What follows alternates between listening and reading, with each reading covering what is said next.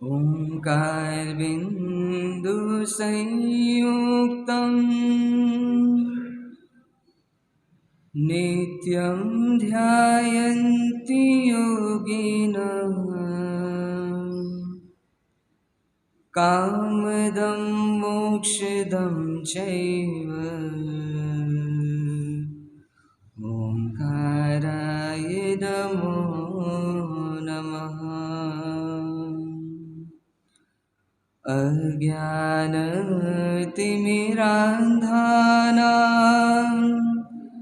ज्ञानाञ्जनशलाकया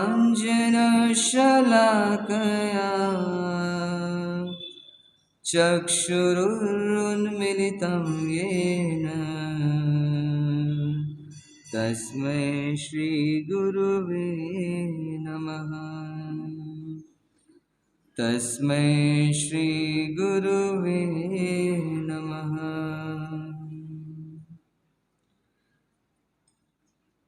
जगतारक जगदीश्वर परमपिता परमेश्वर प्रभु पर महावीर स्वामी के चरणों में कोटिशः वंदन। शासन सिरताज अनंत लब्धि निधान विनय गुण संपन्न हम सबके आस्था के केंद्र गुरु गौतम स्वामी जी महाराज के चरणों में कोटिशः वंदन। खरदर गच्छ श्रृंगारहार पूज्य चारों ही दादा गुरुदेवों के ऊर्जापुरी चरणों में भावभीनी वंदना। मम जीवनोद्धारक मुझ आत्मा की पहचान कराने वाले मम जीवन सर्वस्व परम पूज्य परम श्रद्धेय गुरुद्वय श्री के चरणों में अनंत अनंत वंदनाएं। पाठ पर विराजित सरल मना सरल स्वभावी पूज्य श्री के चरणों में कोटिशः वंदन। समादरणीय मुनि भगवान भव्य श्रावक एवं श्राविकाओं, चातुर्मास काल आप हम सब के लिए सत्य को जानने के लिए, सत्य को मानने के लिए और सत्य पर जीने के लिए एक अनमोल अवसर हमारे जीवन में लेकर आया है। सारी दुनिया हमें असत्य से जोड़ती है,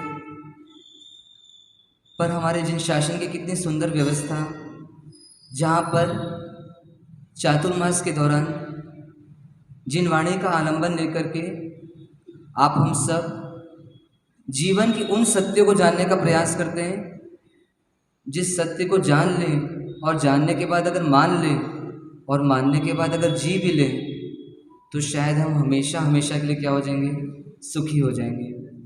ऐसी सत्य का दर्शन कराने वाली यह चातुर्मास की व्यवस्था हमारे आचार्य भगवंतों ने, परमात्मा तीर्थंकरों ने हमें दी।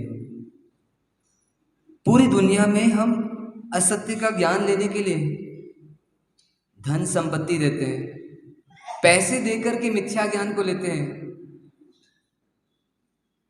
पर परमात्मा की करुणा कैसी है कि बिना पैसा लिए, बिना आपसे कुछ लिए, मात्र और मात्र आपका हित हो सके, ऐसे करुणा से हमें क्या किया, सत्य का बोध दिया।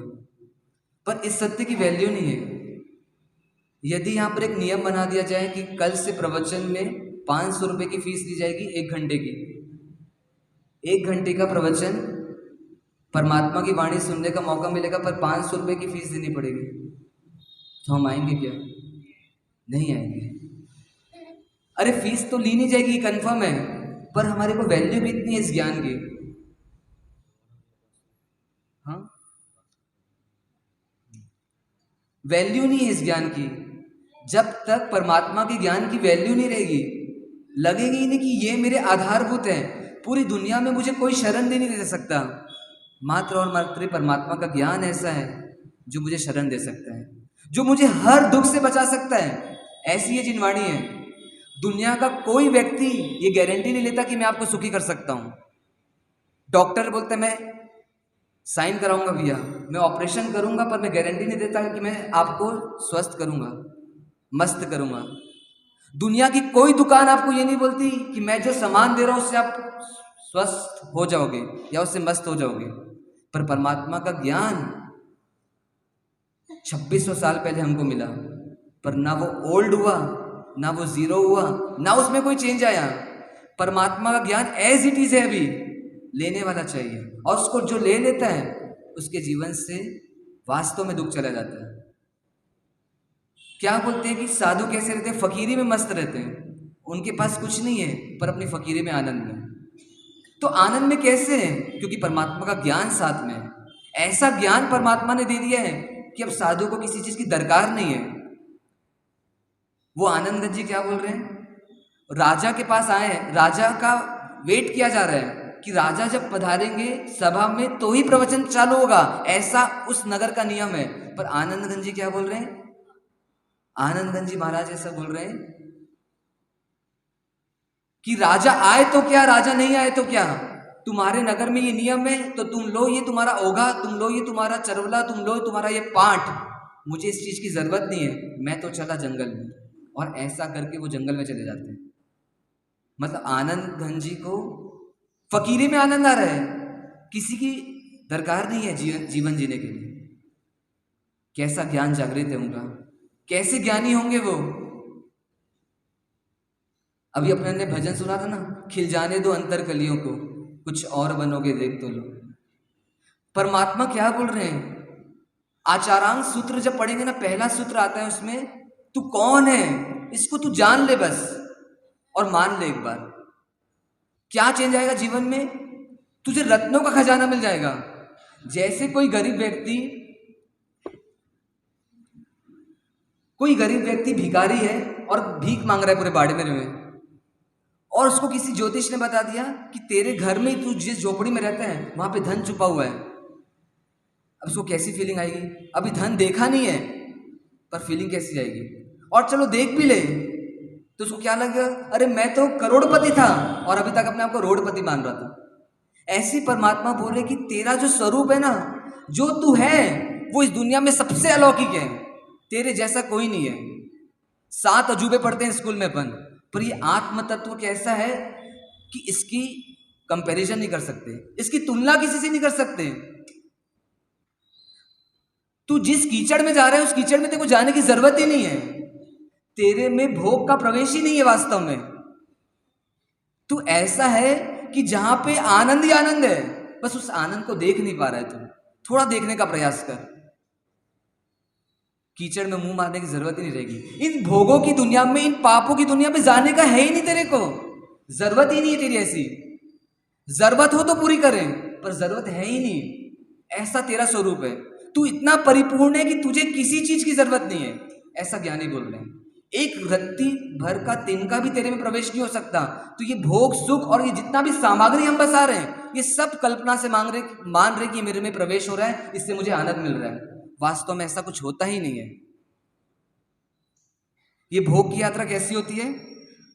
खंडमिक सुखा बहु काल दुखा, ऐसा उत्तराध्ययन सूत्र में आता है कि क्षण मात्र सुख मिलता है, वो भी आभास के रूप में, पर बहुत काल के लिए दुख मिलता है। फिर बहुत लंबे समय के लिए दुख की यात्रा चालू होती है, पर वो क्षण मात्र के सुख में इतना खो जाते हैं कि हमको पता ही नहीं चलता कि मैं आने वाले समय के लिए अपने जीवन में महाकाल को बुलाने वाला हूं। वो विकराल रूप लेकर आएगा जब मैं तिर्यंश गति में जाऊंगा, तब क्या होगा उस समय मेरा। इसलिए बोल रहे एक बार अपने स्वरूप को पहचान। तू जो है ना, उसमें कषायों का भी प्रवेश नहीं है, उसमें राग द्वेष का भी प्रवेश नहीं है। वास्तव में तू करता है राग द्वेष, पर दरकार नहीं है उसकी करने की। जैसे कोई बच्चा आपका घर का है, वो भीख मांग रहा है, तो क्या बोलोगे आप कि तेरे को भीख मांगने की जरूरत नहीं है, मैंने करोड़ रुपए कमा के रखे, ऐसा बोलेंगे ना उसको। पर वैसे ज्ञानी बोले कि तेरा अस्तित्व ऐसा है कि अनंत गुणों का भंडार है, और कैसा है तू, उस गुणों के माध्यम से तू हमेशा 24 आवर्स 365 दिन और ऐसा अनंत काल तक सुखी रह सकता है। ऐसा सिद्ध भगवान साक्षी से फरमा रहे हैं, ऐसे अरिहंत भगवान साक्षी से फरमा रहे हैं, ऐसे साधु परमेष्टि साक्षी से फरमा रहे कि ऐसा तेरा स्वरूप है। पर इस स्वरूप को देखना होगा, पहचानना होगा। उसको पहचाने बिना ये भोग की यात्रा समाप्त नहीं होगी। तेरा मन लगेगा ही नहीं फिर या तो तू अपना आनंद ले और या तो फिर तू बाहर का आनंद ले, दोनों में से एक ही आनंद ले सकता है। और जब तक तू भोग का आनंद ले रहा है, जब तक तू अपना आनंद नहीं ले पाएगा। इसलिए थोड़ा उसे थम। ये पाप स्थानकों की हम परिभाषा है और उसका विश्लेषण इसीलिए पढ़ रहे हैं कि उसको थोड़ा हम थाम दे, उस यात्रा से थोड़ा विराम ले। स्पीड ब्रेकर में जैसे गाड़ी को रोकते हैं, ऐसी अभी थोड़ा इस यात्रा से विराम ले और जाने उस स्वरूप को जो परमात्मा हमें बताना चाह रहे हैं। उस स्वरूप की महिमा लाएं कि मैं कौन हूं, मैं कौन हूं वास्तव में। ये शरीर तो मैं हूं ही नहीं। जिस शरीर के लिए मैं पूरी दुनिया भर की मेहनत कर रहा हूं, वो शरीर में हूं ही नहीं वास्तव में। क्यों ये सत्य समझ नहीं आता हमको? सुबह से शाम इस शरीर के लिए मेहनत करते, पर ये मेरा स्वरूप ही नहीं है। कोई मरता है तो क्या बोलते हैं? कितनी सिंपल सी बात समझ नहीं आती हमको। जैसे आप मरोगे तो दुनिया वाले क्या बोलेंगे कि वो 4 बजे चले गया और उसकी सुबह 11 बजे काठी है, बोलेंगे ना ऐसा, मोबाइल में मैसेज डालेंगे। तो जो चले गया वो कौन था, और जो रखा हुआ है यहाँ पे वो कौन है? तो जो आत्मा थी वो चले गई, जो आप थे आप जा चुके हो यहाँ से, और जो मुर्दा था, जो जड़ वस्तु थी, वो यहाँ पर है। पर सारी दुनिया भर की मेहनत इस जड़ के लिए हो रही है। ये जड़ यहीं रहने वाला है, पर इसका पाप का भुगतान करने आपको जाना पड़ेगा। फिर वहां पे फिर यही प्रॉब्लम चालू होगी, फिर नर्सरी से चालू करना पड़ेगा, फिर ABCD पढ़ना पड़ेगा, फिर वो दुखों का पारावार आएगा जीवन में। और उस टाइम इस दुख को सहने की शक्ति जिनवाणी मिलेगी नहीं तिर्यंश गति में आसानी से, नरक में भी नहीं मिलेगी आसानी से। इसलिए संभल जा, थोड़ा संभल जा, थोड़ा रुक जा पाप से, और थोड़ा प्रयास कर अपने आप को जानने का, ऐसा ज्ञानी कह रहे हैं। प्रारंभ करते हैं चर्चा अपनी। चौथा पाप स्थानक मैथुन संज्ञा। मैथुन क्या पढ़ा था अपन ने मैथुन के बारे में कल? किसे कहते हैं मैथुन? कौन बताएगा? बोलो सब।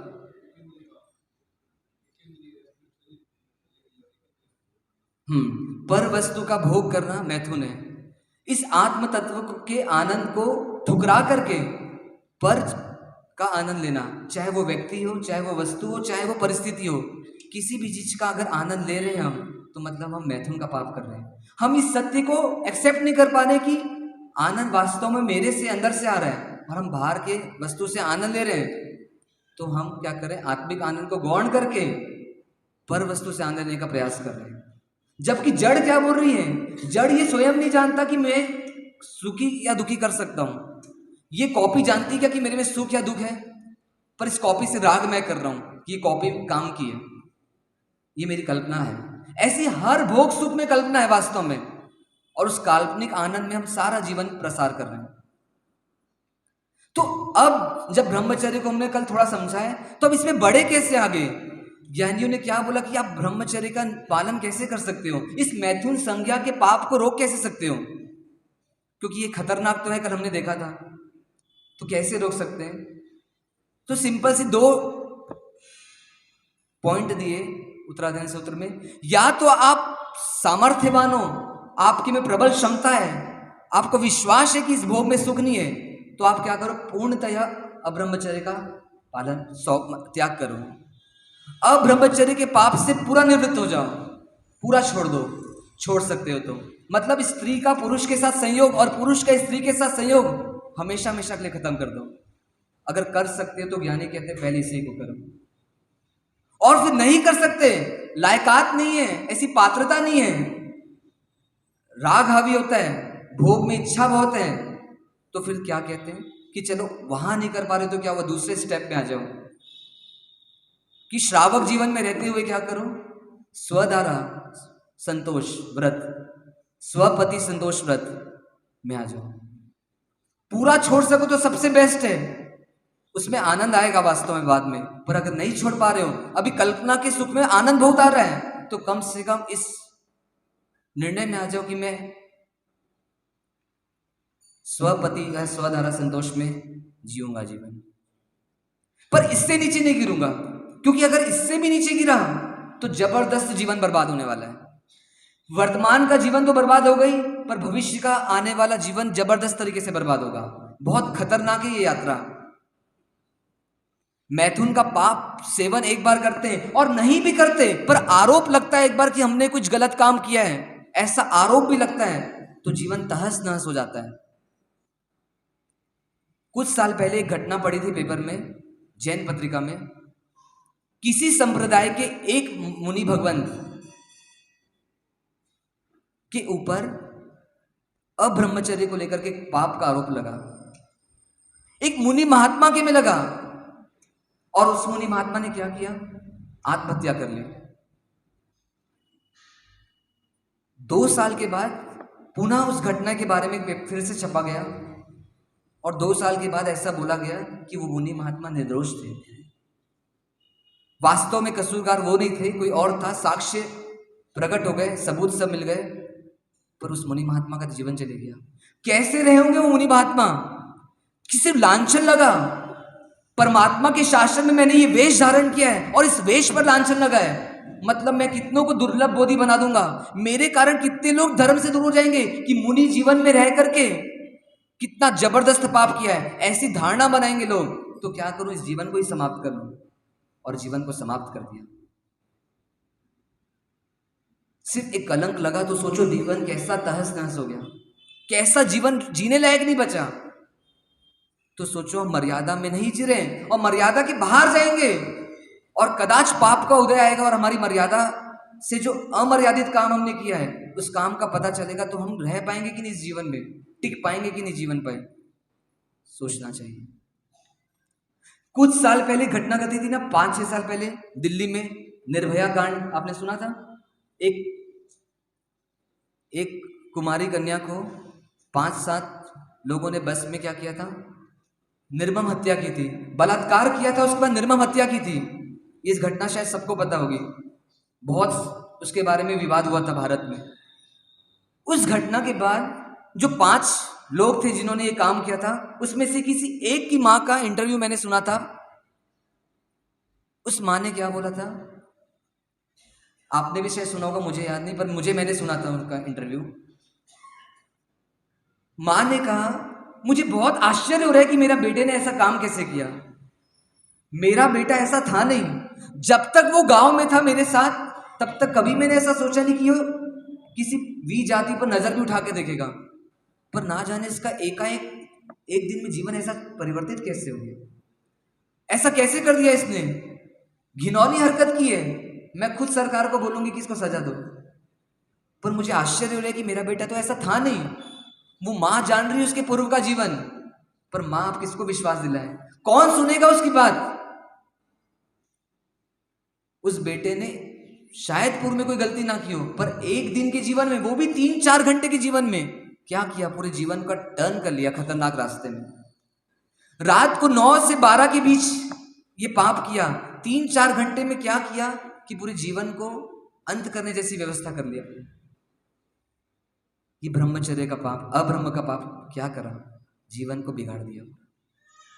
कमा रहा था, माँ बाप को कमा करके वो बेटा गांव पैसे भेजता होगा, पर वासना का शिकार हो गया उस लड़की को देख करके रात को, और क्या हुआ? कंट्रोल नहीं कर पाया जीवन में। इसलिए पहले इस पाप को अच्छे से जान लो, समझ लो ये क्या है, और कल्पना को इतना हटा दो कि ब्रह्मचर्य में जीना सीख जाए हम। अब्रह्म लगे कि ये काल्पनिक है, पूरा ये काल्पनिक सुख है, इसमें सुख वास्तव में है नहीं। जिसने इस अब्रह्म के मार्ग में आगे बढ़े हैं, जिन्होंने भी मैथुन संज्ञा का सेवन जबरदस्त किया है जीवन में, उन लोगों से जाकर के पूछो जीवन के अंतिम समय में क्या पाया आपने। कोई व्यक्ति बता नहीं पाएगा कि मैंने कुछ इससे सार्थक चीज पाई। सबका यही परिणाम आएगा कि सिर्फ खोया ही खोया। जिस समय को, जिस एनर्जी को, जिस ऊर्जा को, जिस पुण्य के उदय को हम कुछ अच्छे काम में ले सकते थे, पर इस काल्पनिक सुख में अपनी एनर्जी, अपनी क्षमता और अपना पुण्य लगा लगा करके क्या किया? इस मनुष्य जीवन को हार गए। इसलिए क्या बोलते हैं ज्ञानी कि समय को स्पेंड करो, समय टाइम पास करो, कोई दिक्कत नहीं है, पर समय को स्पॉइल मत करो। ऐसे नकारात्मक रास्ते में जाओ मत कि समय खराब हो और समय के साथ जीवन भी खराब हो जाए आपका। कितने ही केस ऐसे होते हैं हमारे जैन समाज में जो पुलिस वालों तक पहुंचते नहीं है, पर साधु भगवान, साध्वी जी भगवान के पास पहुंच जाते हैं। कितने लोग ऐसे जिन्होंने जीवन में बहुत सारे पाप किए हैं, पर कदाच वो पाप समाज के सामने व्यक्त नहीं कर पाते कि समाज हमारी स्थिति को समझे या ना समझे, हमारे ऊपर लांछन लगाए, कलंक लगाए, नजर, बुरी नजर से हमें को देखे, पर वे ही लोग साधु भगवंत को आकर के अपने पापों को बताते हैं कि हमने इस स्थिति में ऐसे ऐसे पाप किए। जब उनकी स्थिति देखते हैं तो लगता है कि धर्म मिलता है इनको अगर बचपन से, या धर्म को समझते वास्तव में, जिनवाणी को समझते, तो शायद आज इनकी दशा और दिशा कुछ और होती। पर जिनवाणी को समझा नहीं, उस टाइम सोचा कि बुढ़ापे का काम है, ये धर्म श्रवण करना बुढ़ापे का काम है, अभी इस सब की जरूरत नहीं हमें, अभी तो हम यंग हैं, खुल के जिएंगे, 4 दीवारों के अंदर कैद नहीं रहेंगे। ये दकियानुसी बात है धर्म की। ऐसे स्टेटमेंट देने वाले बाद में स्वयं पछताते और आते साधु भवन के पास और अपनी विडंबना को व्यक्त करते हैं। फिर लोग क्या बोलते हैं कि पाश्चात्य के कारण ऐसा हो रहा है, पाश्चात्य संस्कृति हमारे भारत में प्रवेश करी इसलिए ये सब पाप बढ़ते जा रहे हैं। पर वो तो सिर्फ निमित्त मात्र है। हमारे संस्कृति में ही विकार आ रहा है, हमारी नजरों में, हमारी सोच में ही विकार पैदा हो रहा है, इसलिए हम चाह कर भी अपने आप को बचा नहीं पा रहे हैं।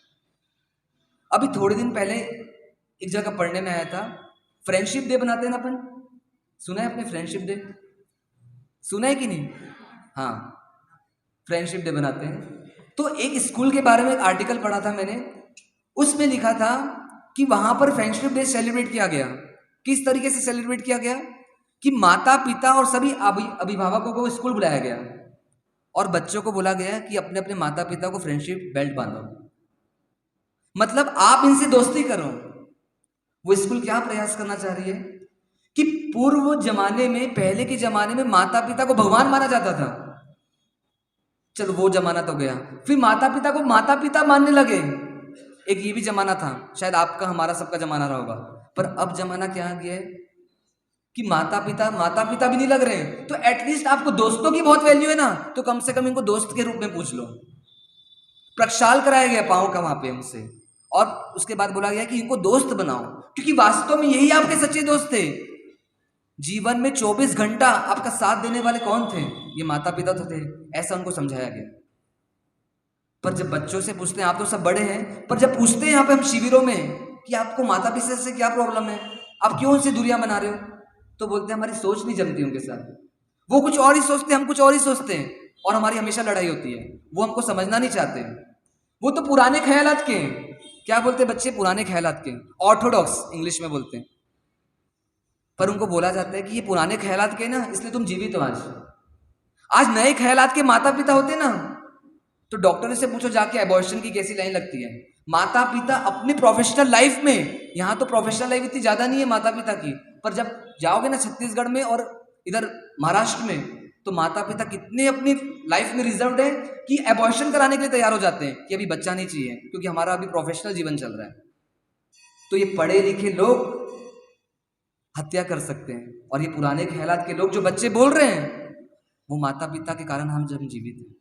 मतलब कैसी स्थिति हो रही है कि हम जिनके साथ इतना जीवन भी गुजारे हैं, उनसे दूर जा रहे हैं और बाहर जाकर के दोस्ती करना चाहते हैं और उनसे कुछ लेना चाहते हैं। और इसलिए यहीं से ये पाप चालू होता है मैथुन का। जब घर में कोई अपना नहीं लगता, जब घर में सुख नहीं मिल रहा है, मेरे को कोई समझने वाला नहीं है, मैं किससे अपनी फीलिंग शेयर करूं, ऐसी जब भावना पनपती है, तो बच्चा क्या करता है, किसी बाहर से दोस्ती करता है। पहले लड़कों से दोस्ती करता है, फिर धीरे धीरे लड़कियों के प्रति अट्रैक्शन आता है और लड़कियों से दोस्ती करता है। एक जैन श्रावक का घर है, सच्ची घटना। वहां पर एक लड़की 19 साल की,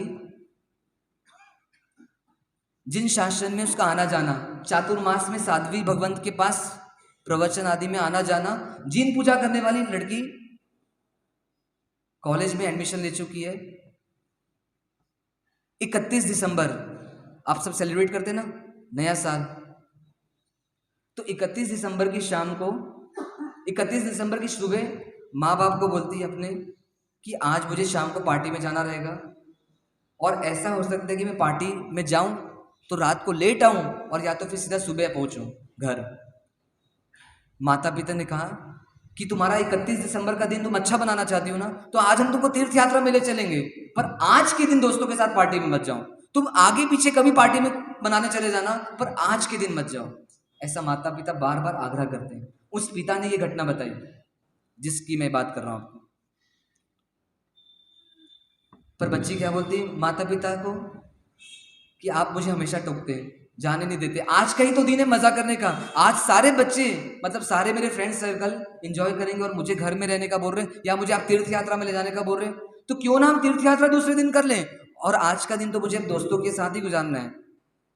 माता को बहुत चिंता हो रही कि रात का समय लड़कों के साथ क्लब में पार्टी होगी, और माता बहुत चिंतित है कि क्या होने वाला है। पर फिर भी उस बेटी ने सुनी नहीं। माता को बोला विश्वास में कि आपको लगता है कि मैं ऐसा कुछ उल्टा सीधा काम करूंगी, पर मुझे जाने दो, क्योंकि मैंने दोस्तों को वादा कर चुकी कि मैं आऊंगी आज पार्टी में। और बेटी शाम को घर से निकलती है। माता ऊपर से देख रही है कि 4 लड़के और 2 लड़कियां गाड़ी में उसका इंतजार कर रही है नीचे, और वो माता अपनी बेटी को ऊपर से भेजती है। क्या करे माता पिता परेशान। रात भर वो बेटी आई नहीं, और सुबह सुबह 6 बजे वो घर पर पहुंची। घर का लॉक खटखटाया, माता ने घर का दरवाजा खोला और घर में प्रवेश किया उसने, पर रोते रोते प्रवेश किया। बहुत रो रही है बेटी। माता ने उसको अंदर लेकर आई, बिठाया, पानी पिलाया, फिर पूछा क्या हुआ, तू सिसक क्यों रही है इतना, क्या हुआ, तेरी आवाज क्यों नहीं निकल रही है। तो बोलती है मेरा जीवन बर्बाद हो गया। माता मेरा जीवन बर्बाद हो गया। तू ठहर जा, क्या बोलना चाह रही बता। माता मैं शाम को यहां से निकली तो सही, पर रास्ते में मेरे इन्हीं दोस्तों ने मुझे क्या किया, इन लड़कों ने मुझे, हमने एक टी स्टॉल में रह करके कुछ ड्रिंक पिया, ड्रिंक कोको कोला दी, ऐसा कुछ ड्रिंक पिया, पर उसमें शायद इन्होंने कुछ मिला दिया। और उसके बाद हम गए क्लब में पार्टी करने, और मुझे पता नहीं क्या हुआ, एक समय के बाद मेरा होशोहवास खो गया और मैं बेहोश जैसी हो गई। और अपने आप को मैंने एक रूम में पाया बहुत समय के बाद, और शायद तब तक मेरी शील की सुरक्षा नहीं रह पाई। वो ऐसा बता रही कि मेरा जीवन बर्बाद हो गया, मेरे चारित्र लूट गया, इन 4 दोस्तों ने मिलकर मेरे साथ बलात्कार किया। ऐसा दर्दनाक हादसा अपना माता को बता रही है। माता फिर भी कैसी है, इतना सत्य जानने के बाद माता बोली कि तू शांत हो जा, कुछ नहीं होगा, मैं सब संभाल लूंगी तेरे को, तूने गलती की है, पर इस गलती से अब तू अपने आप को उबार। पर पाप का उदय रहता है ना तीव्र, तो जीवन बेकार हो जाता है। इस घटना के बाद सारे समाज में, जैन समाज में क्या होता है, प्रचार हो जाता है उस बेटी का कि इसने ऐसा कुछ काम किया। फोन आ रहे लोगों के घर में धीरे धीरे, क्या हुआ, क्या घटना घटी, क्या ये लड़कों के साथ रात बिताई क्या, ऐसे फोन आने आ रहे। कुछ लड़कों के मैसेज आ रहे मोबाइल में कि क्या कल हमारे साथ पार्टी करने चलोगी क्या। ऐसा करते करते घर में 2 बड़ी बहनें हैं, वो 2 बड़ी बहनों का कॉलेज जाना बंद हो गया, भाई का स्कूल जाना बंद हो गया, पिता का व्यापार में जाना बंद हो गया, क्योंकि सारी तरफ यही खबर खबर खबर। वो बेटी परेशान हो गई कि मेरे कारण मेरी 2 बहनों का जीवन बर्बाद हो रहा है, भाई का जीवन बर्बाद हो रहा है। और क्या हुआ, इस घटना के करीब करीब 35 दिन बाद उसने सुसाइड कर लिया। जैन कुल की लड़की ने सुसाइड कर लिया और कह कर गई कि जिन दोस्तों पर मैंने विश्वास किया और जिस विश्वास के लिए मैंने माता पिता की बात नहीं मानी, मैंने बहुत बड़ा अपराध किया है। सारी बेटियों को संदेश दिया कि तुम ऐसा कभी मत करना, जो दोस्त है, जो रक्षक लग रहा है वही भक्षक बनेगा, इसलिए इस वासना के शिकार में कभी जाना मत। ऐसा मैसेज लिख करके और माता पिता से क्षमा याचना की कि क्योंकि मेरे जीवन के कारण आप सबका जीवन बर्बाद हो रहा है, वो मुझसे रहा नहीं जा रहा है, मेरी बहनों का जीवन बर्बाद हो रहा है, इनकी शादी होगी कि नहीं होगी पता नहीं, मेरे भाई पढ़ पाएगा कि नहीं पढ़ पाएगा, इसका करियर बर्बाद मत हो जाए, इसलिए मैं क्या कर रही हूँ, मैं आज अपने जीवन को अस्त कर रही हूँ। और ऐसा करके क्या किया उसने, अपने जीवन अस्त कर दिया। तो सोचो शुरुआत कहां से हुई इस पाप की। उस बेटी को घर में माँ बाप ऐसा क्यों नहीं लग रहा है उसको कि ये मेरे अपने थे, इनकी बात पर विश्वास क्यों नहीं हुआ, क्यों बाहर सुख ढूंढने की बात कर रही है। ये एक घटना बताई। दूसरी एक और झांकी आपको बता रहा हूं। एक परिवार छत्तीसगढ़ में देखा, जिस परिवार में 5 भाई हैं, 4 भाई ने शादी की, 1 भाई ने शादी नहीं की, और 4 भाइयों के 10 बच्चे, सबके मिला करके। पर इतना सुंदर परिवार आज के जमाने में कि 10 के 10 बच्चे, पूरा परिवार, पर सुबह देखते हैं कि वो रोज पूजा करने जाते हैं, एक के बाद एक उनके घर से कोई ना कोई पूजा के लिए निकलता, और सबके सब आते हैं, पूरा घर धार्मिक है। एक बार उनकी माताओं से पूछना हुआ कि आपके परिवार में ऐसी इतनी सुंदर व्यवस्था कैसे हुई कि इतने बच्चे आसानी से धर्म को जी रहे हैं। बहुत समझाना पड़ता है आजकल। पर माता ने क्या बताया उन बहनों ने कि महाराज साहब हमारे परिवार की सबसे बड़ी खूबी, एक सिद्धांत है हमारे परिवार में कि हम इस परिवार को इस तरीके से मैनेज कर रहे हैं कि बच्चे को बाहर खुशी लेने की जरूरत ही ना मिले, बाहर से कुछ एंजॉयमेंट करने की इच्छा ही ना हो, ऐसा माहौल हमने बनाया है। इनके खान पान का ऐसा ध्यान रखते हैं कि कभी इनको होटल जाने की जरूरत ही नहीं पड़ती। इतना सुंदर, इतना टेस्टी खाना बनाते हैं बिना जमीकंद का आजीवन त्याग है पूरे परिवार का। ये बच्चे आपस में भाई तो हैं पर आपस में ही फ्रेंड हैं, हर चीज शेयर करते हैं। कहीं जाना है तो यही अपने मित्र बन के जाते हैं, सिनेमा भी जाना है तो ये आपस में जाते हैं, किसी के शादी में भी जाना है तो यही आपस में जाते हैं। तो यही इनके फ्रेंड है, यही इनके भाई हैं, ये इनके शादी शेयर करते हैं हर चीज। तो ऐसे परिवार में ऐसी दुर्घटना होगी क्या? कभी उनको लगेगा कि मैं बाहर के किसी अजनबी को इस तरीके से दोस्त बनाऊं कि जिनके साथ मैं अपने सुख का जीवन बिता सकूं, जिनके साथ आगे जाकर के मैं ये सब पाप कर सकूं? ऐसा व्यवस्था अभी भी उनका जीवन में चल रहा है। उस परिवार में अभी अभी 2 दीक्षा भी हुई है, सगी बहनों ने दीक्षा ली। इतनी सुंदर व्यवस्था, पर हम बच्चों को दोषी देते हैं, ये बात सही है, पर उसके पहले हम कैसे हैं यहां तक हमें पहुंचना पड़ेगा। हम बोलते ना, महाराज साहब के पास माताएं बच्चों को लेकर के आती है, क्या बोलती है कि महाराज साहब इस बच्चे से मोबाइल छुड़वा दीजिए, आप इस मोबाइल ने इसका जीवन बर्बाद कर दिया है, आप इसको टीवी देखने की छूट दे दीजिए। पहले क्या बोलते थे महाराज साहब लोग, टीवी देखने का पचकान कराते थे। अब क्या बोलते हैं महाराज साहब लोग कि अब टीवी देखो भैया, मोबाइल मत देखो, मोबाइल में ज्यादा पाप है, क्योंकि टीवी में जो दिखाया जा रहा है वही देखोगे आप, पर मोबाइल में क्या होगा, अपनी इच्छा से भी देखते रहोगे। ऐसा आज की व्यवस्था हो गई है। कई माँ बाप बताते हैं कि हमारा बच्चा 7 साल का है, पर इसको 20 साल के बच्चों को जो ज्ञान होता है वो सारा ज्ञान इसको हो गया। पर माता पिता बोलते हम कुछ नहीं कर सकते, हम लाचार हो गए, हम कुछ नहीं कर सकते। तो आपको जब समय था उस टाइम उसकी इच्छाओं को कहीं आपने अच्छी डायरेक्शन में मोल्ड नहीं किया। उस टाइम क्या लगा कि ये बच्चा जिद कर रहा है और मुझे अपना काम करना है, इसके हाथ में मोबाइल दे दो ताकि ये 2 घंटा शांत तो बैठेगा, इसको खाना खिलाना है, इसको मोबाइल दे दो। पर आपने उस टाइम क्या किया, उसकी नींव को कमजोर कर देंगे। अब वो सुनेगा नहीं, अब वो महाराज साहब की भी नहीं सुन रहा है। महाराज साहब समझा रहे कि मोबाइल मत देख, अभी अपनी एनर्जी को पढ़ाई में लगा, खेल कूद भले, पर वो नहीं सुनने वाला, क्योंकि हमने आदत बिगाड़ दी। जिस समय संस्कारों पर ध्यान देना चाहिए था, जिस समय उसको उपासना में कदम रखवाना चाहिए था, जिस समय देव गुरु धर्म से उसको जोड़ना चाहिए था, उसकी रुचि इधर डाइवर्ट करनी चाहिए थी, उस समय हमने ये सब किया नहीं। हम खुद मोबाइल में लग गए, तो हम उसको क्या सीख देंगे। ऐसी कई परिवारों में व्यवस्था है कि माताएं सिंपल मोबाइल रखती हैं, पिता को रखना पड़ता है क्योंकि बिजनेस व्यापार है, पर माताएं इसलिए रखती कि मेरे कारण मेरे बच्चों का संस्कार ना बिगड़े। पिता तो दिन भर व्यापार में रहेंगे, पर यदि मैं बड़ा मोबाइल चलाऊंगी तो कहीं ना कहीं मेरे बच्चे डिमांड करेंगे और उस टाइम मैं रोक नहीं पाऊंगी।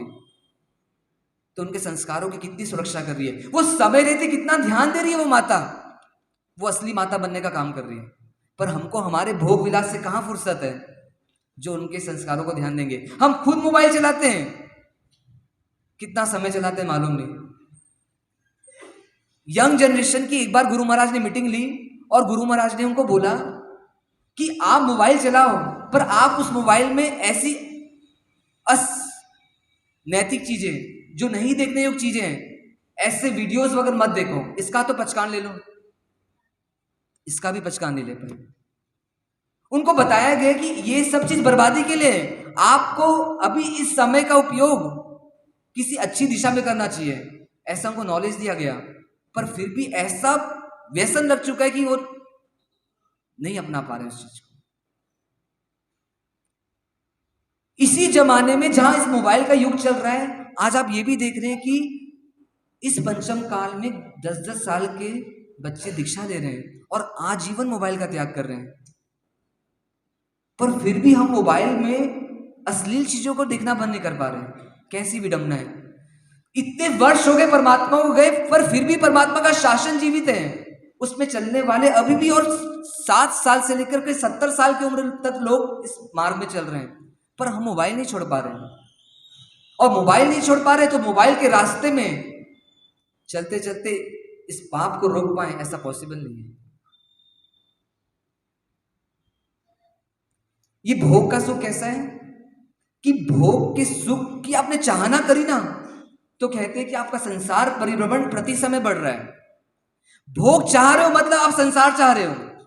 आप एक तरफ ये बोलते हो कि संसार में बहुत दुख है, बहुत पीड़ा है, मर सब, मुझे ऐसे तप करना है, ऐसा धर्म करना है कि आगे इस संसार से मुक्त हो जाऊं।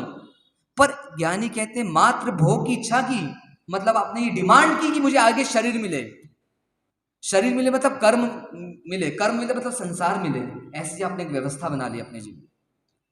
जहां आसक्ति वहां उत्पत्ति, ऐसा कई जगह है शास्त्रों में। जिस चीज की आसक्ति है, भोग की इतनी तीव्र रुचि है ना, तो भोग की योनियों में अनंत जीव एक साथ पैदा होते हैं। हमने भी दो बड़े भाव के बीच कई बार ऐसा होता है कि हम योनियों में पैदा होते हैं, क्योंकि आसक्ति रहती है उस योनियों की। उस योनि को छूने का, उस योनि को से उस योनि का स्पर्श करने का इतना आनंद लेते हैं हम कि हमारी उत्पत्ति वहां हो जाती है। शास्त्रों में आपने सुना होगा कल्पसूत्र के, गौतम स्वामी जी महाराज परमात्मा की आज्ञा लेकर के किसको प्रतिबोध देने जा रहे हैं? देव शर्मा ब्राह्मण। सबको स्टोरी पता है। देव शर्मा ब्राह्मण की योग्यता अच्छी थी, परमात्मा शायद गौतम स्वामी जी महाराज को लगा कि ये प्रतिबोधित होकर के पंच महाव्रत स्वीकार कर लेंगे क्योंकि अच्छे ज्ञानी हैं, तो उनको प्रतिबोधित करने के लिए उनके घर गए और उनको जाकर के बोला कि आपका बहुत सारा समय संसार में जा चुका है, आपने परमात्मा के ज्ञान को लिया ही है, तो क्यों ना इस ज्ञान को अब जियो। और ऐसा कहकर के प्रतिबोधित किया। बहुत खुश हुए देव शर्मा ब्राह्मण की गौतम स्वामी जैसे गुरु मेरे घर पधारे हैं। पर बार बार क्या बोले उन्होंने कि मेरी कमजोरी है, मैं अपनी पत्नी के प्रति इतना आसक्त हूं, इतना रागवंत हूं कि मैं चाह कर भी संसार को छोड़ नहीं पा रहा हूं। बहुत प्रयास कर रहा हूं छोड़ने का, पर मैं उस राग से मुक्त नहीं हो पा रहा हूं। उस वासना में उसको सुख लग रहा है। गौतम स्वामी 10-15 मिनट जितने देर भी उसको समझाते होंगे, फिर गौतम स्वामी तो बाहर निकलने के लिए कि ठीक है, जैसा इस जीव का योग होगा वो होगा, हम तो सिर्फ समझा सकते हैं, और निकलते हैं। और उनको छोड़ने के लिए वो भी जा रहे हैं पीछे पीछे, इतने उल्लसित हैं कि ध्यान नहीं रह रहा। और क्या करते हैं, घर के जो दरवाजा रहते हैं वो छोटे रहते थे उस समय, झुकते नहीं और टकरा जाता है सिर, और सिर टकराता है और नीचे गिरते हैं और तुरंत मृत्यु को प्राप्त करते हैं। तो गौतम स्वामी सोचते हैं कि अभी तो इन्हें प्रतिबोधित कर रहा था मैं, और अभी इनका काल धर्म हो गया, अभी ये राग रंग की बातें कर दी कि मैं अपनी पत्नी से आसक्त हूं। अगर इनके आयुष्य बना हुआ तो कहां गए होंगे ये। तो अवधि ज्ञान का उपयोग करके देखते हैं, कहां जाते हो, आपकी प्यारी जगह। ऐसे अपनी पत्नी के बालों में जू बन के पैदा हो जाते, तुरंत तुरंत ही तुरंत। एक समय 2 समय लगता है आत्मा को नया शरीर ग्रहण करने में। अवधि ज्ञान से देखते हैं, और गौतम स्वामी को खुद दहल जाती, क्या आसक्ति का परिणाम है, क्या ये वासना का परिणाम है। जिस पत्नी से वासना की, जिस पत्नी के प्रति राग किया, उनके केशों से राग किया होगा, और उन केशों में क्या बन गए, जू बन गए। उस पत्नी को बता रहे हैं कि तुम्हारा पति, वो पत्नी रो रही है शरीर के सामने, शरीर के सामने पत्नी रोना चालू कर दी है। पर गौतम स्वामी समझा रहे हैं कि तुम्हारा पति कहां गया तुमको पता है, तो तुम्हारे ही सिर में जू बन के पैदा हुआ है। ऐसा कहते हैं पत्नी को, पर क्या पत्नी उस जू को रखेगी क्या? अरे कैसी राग की दुनिया है कि ये कल्पना एक झटके में समाप्त हो जाती है। जिस शरीर से राग किया, उस शरीर में रहने वाली आत्मा आप उसके पास में ही है, पर उस जू से राग नहीं हो रहा है। मतलब सारा ये वासना का खेल शरीर से होता है। ये राग की दुनिया कैसी, पूरी साइकोलॉजिकल है। मनोवैज्ञानिक बोलते हैं ये मैथुन का पाप पूरा साइकोलॉजिकल है, ये काल्पनिक है, ये पागलपन है। वास्तव में इस पाप की जरूरत नहीं है, कल्पना में सुख लगता है। उस पति से राग था तो उस जू से भी राग करो, पर उससे जू से राग नहीं होगा। उस जू को तो निकाल के फेंकना ही पड़ेगा। अवधि ज्ञान में साक्षात देख रहे कि ये पति है तुम्हारा, एक्सेप्ट नहीं होगा उस पत्नी को। और एक्सेप्ट भी होगा तो अब वास्ता क्या, अब मेरी राग की पूर्ति थोड़ा होगी इस पति से, छोड़ दिया उसको। संभूति मुनि की स्टोरी पता है ना आपको? संभूति मुनि 6वें-7वें गुणस्थान में रहने वाले ऐसे मुनिराज, जबरदस्त आराधक। शायद उस आराधना में अगर आगे चलते तो उसी भव में मुक्त हो जाते। पर एक बार चक्रवर्ती और चक्रवर्ती की रानी दर्शन के लिए पधारते वन में। वन में दर्शन के लिए आए हैं और चक्रवर्ती की रानी रहती है, वो खमाशनों से बंधन कर रही है और एक गलती हो जाती है कि उनका केश, उस रानी का केश उन संभूति मुनि के गोदी में आ जाता है। थोड़ा सा स्पर्श हो जाता है उस केश का, पर संस्कार कैसे जागृत होते वासना के।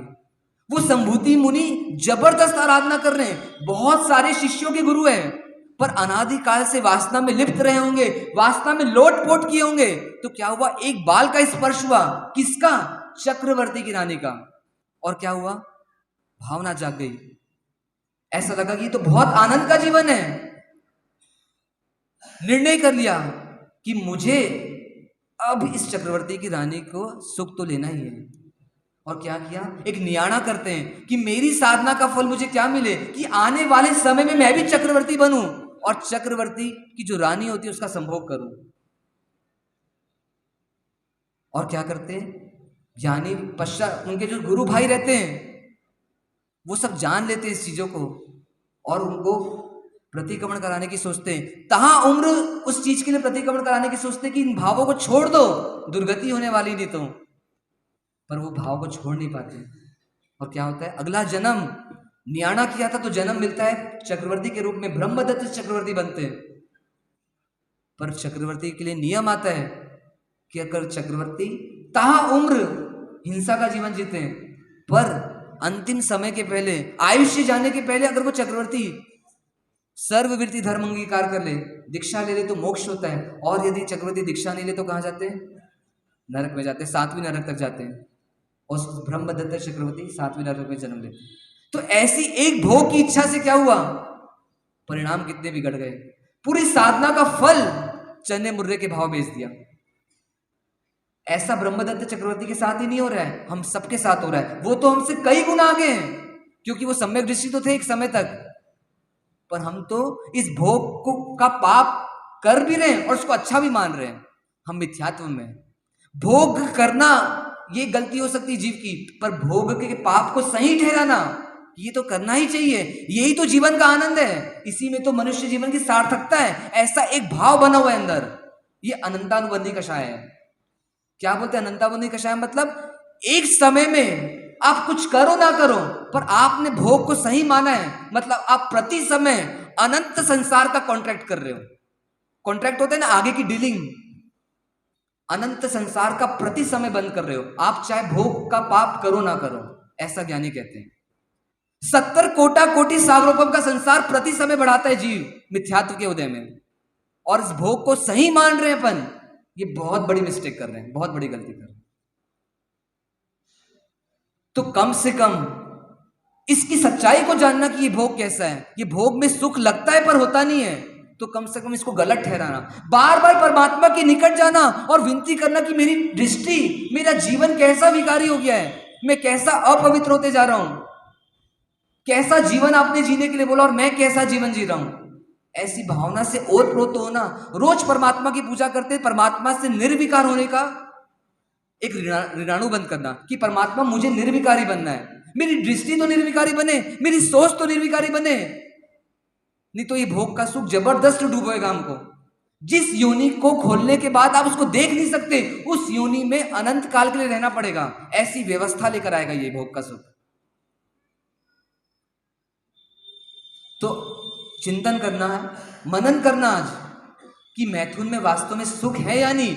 इतने लंबे समय से हम सुख ले रहे हैं पर फिर भी वास्तव में सुख है या नहीं। अगर सुख होता तो हमको आजीवन उससे तृप्ति मिलती, पर ऐसा सुख है नहीं। ये अग्नि की तरह है, अग्नि में घी डालते तो थोड़ी देर अग्नि शांत होती है, फिर वापस पुनः एकदम तीव्र वेग से उछलती है वो।